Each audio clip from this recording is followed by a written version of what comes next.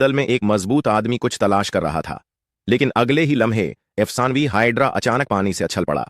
बेखौफ होकर आदमी ने फैसला कन तौर पर अपना ब्लेड हिलाया। 81 जरबों के बाद उसने सानप के साथ सर काट डाले। आखिरी 2 का सामना करते हुए उसने एक ही जरब से उनके हाथ भी काट डाले।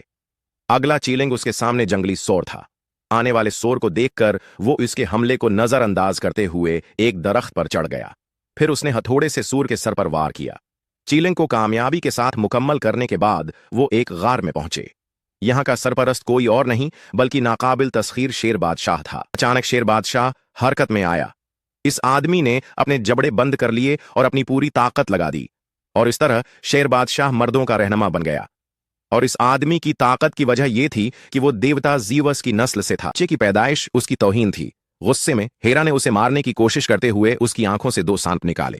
ताहिम हरक्याउलस आधा इंसान बचपन से ही गैर मामूली तीक्ष्णता और बेपनाह आसानी से कुचल डाला।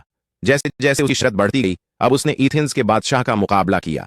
ताहिम छोटे बादशाह ने अपने वकार को तकसीम करने की इजाजत देने से इनकार कर दिया। उसने हरकुलिस के शराब के गिलास को निश्चा किया और हरकुलिस की बीवी और बेटे पर हमला करने के लिए 3 शैतानी कीथों को छोड़ दिया। उसके बाद उसने उस वाकये को हरकुलिस को एथेंस से जलावतन करने के लिए इस्तेमाल किया। जलावतनी के उन सालों के दौरान हरकुलिस और उसके साथियों ने अपनी सलाहियतों का मुजाहिरा किया, जो न रखने वाला और न रखने वाला बन गया। नहीं, लेकिन आज इसके भतीजे को बहरी कज़ाकों ने अगवा कर लिया, जिन्होंने उस पर तशद्दुद करने का मंसूबा बनाया ताकि उसके पूरे खानदान को खत्म कर दिया जाए। बहरी कज़ाकों के रहनुमा ने अपने मलाहों को एक रस्सी को जलाने का हुक्म दिया, इस उम्मीद पर कि हरकुलिस के जलने से पहले उसका इजहार नजर आए। गैर मुतवक्का तौर पर उसने एक साया देखा और हंस दिया। थोड़ी देर बाद हरकुलिस भीड़ से निकला, लेकिन कज़ाक उसे देखकर परस्कौन रहे, क्योंकि यह एक जबरदस्त जंग, एक मशहूर शख्सियत के तौर पर, कुदरती तौर पर बहुत से लोगों की तरफ से तारीफ की गई थी। लेकिन चहचहाहट के दरमियान सिपाहियों का एक ग्रुप वहां पहुंच गया। ये अपने मुल्क की शहजादी निकली।